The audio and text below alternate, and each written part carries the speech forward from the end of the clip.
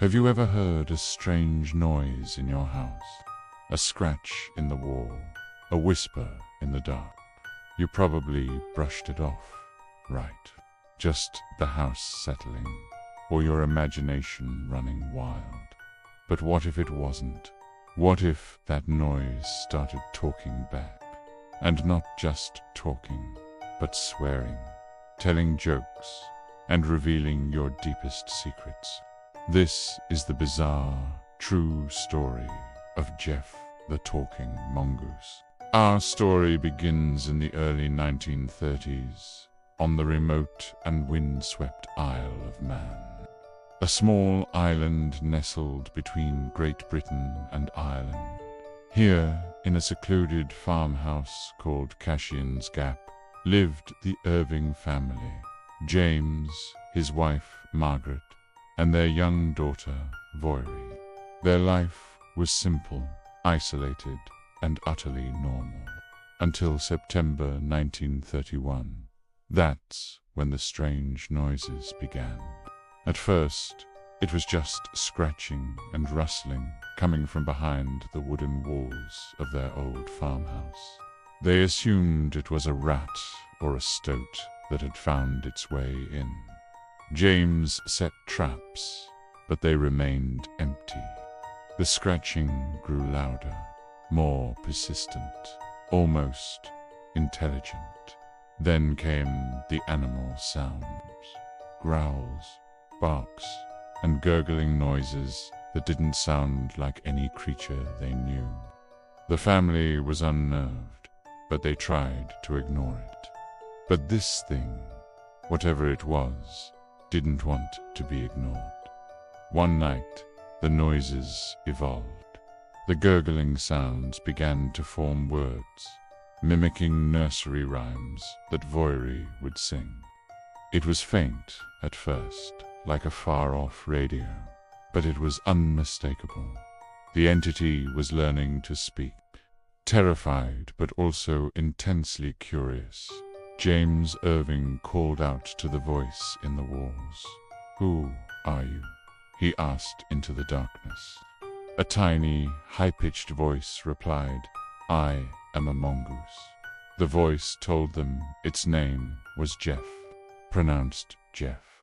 He claimed he was an extra clever mongoose, born in New Delhi, India, in 1852.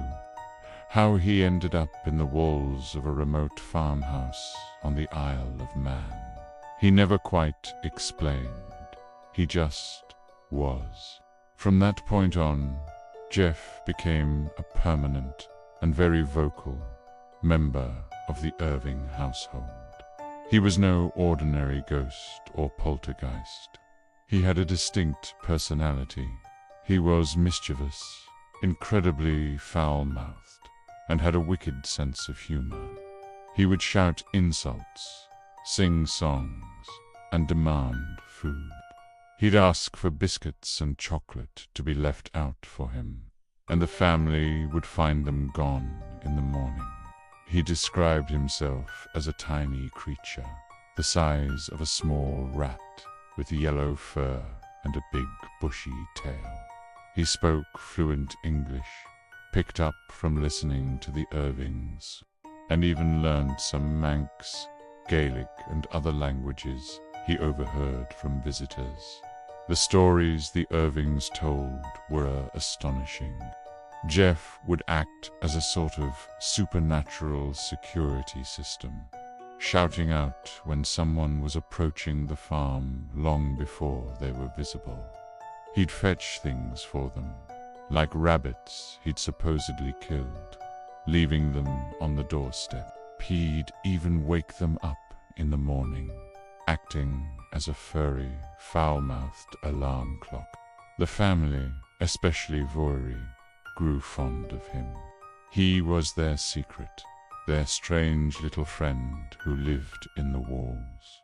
But how could a mongoose talk? The family insisted they weren't crazy. They said Gef was real. They even claimed to have caught fleeting glimpses of him, a flash of fur darting across the room, or tiny, hand-like paws peeking from a crack in the ceiling. The news of the talking mongoose eventually spread beyond the isolated farm. Reporters, paranormal investigators, and curious skeptics flocked to the Isle of Man, all hoping to get the scoop on this incredible phenomenon. This is where the story gets even stranger. Gef seemed to revel in the attention, but only on his own terms. He would interact with visitors, but almost never let them see him. He would hold conversations with people from behind the walls, often mocking them and demonstrating his uncanny knowledge. He knew incredibly personal details about visitors, things he couldn't possibly have known.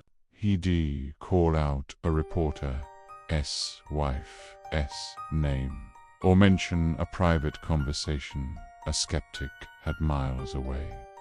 This baffled everyone. How was this possible? Was it telepathy? Was he a spirit? Or was he, as he claimed, just an extra clever mongoose? Investigators were stumped. They brought in the latest technology of the era.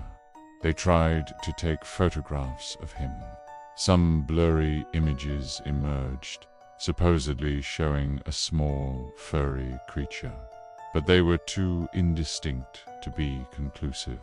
They tried to make sound recordings, but the quality was poor, and the results were inconclusive.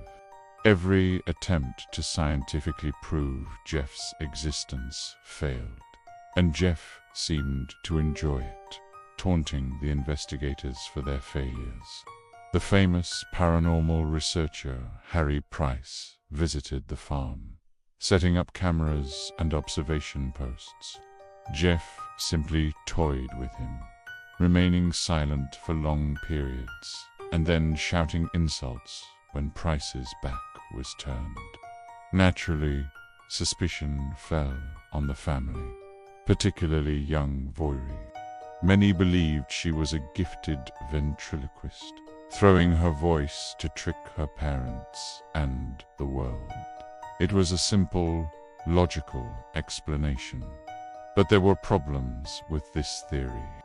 Multiple independent witnesses, including respected members of the community, swore they heard Gef's voice when Voiri was nowhere near, or even when her mouth was full or in plain sight. They described the voice as seeming to come directly from the walls or the ceiling, a tiny, distinct sound that didn't resemble a human voice at all. Moreover, the Irvings never sought fame or fortune from Gef. In fact, the constant attention disrupted their lives and brought them a great deal of ridicule. They seemed like a simple, honest family caught in the middle of something they couldn't explain. They stuck to their story for years, facing down disbelief and scorn. James Irving even collected what he claimed was Gef's hair and teeth, but analysis was inconclusive. The samples were consistent with a dog, but not just any dog. They resembled the family's sheepdog, Mona. This only deepened the mystery. Was Gef stealing fur from the dog to leave as evidence? The phenomenon of Gef, the talking mongoose, continued for several years. He would come and go, sometimes disappearing for weeks, only to return with new stories and demands. Then, in 1937, James Irving passed away. Shortly after, Margaret and Voiri decided they'd had enough. They sold the farm and moved away. The new owner reported that the house was completely silent. Gef, it seemed, had gone. Years later, Voiri, then an adult, continued to insist that Gef was real. She denied ever being a ventriloquist, and maintained that the events of her childhood were not a hoax. She described Gef not as a pet, but as a strange, unexplainable force that had entered their lives.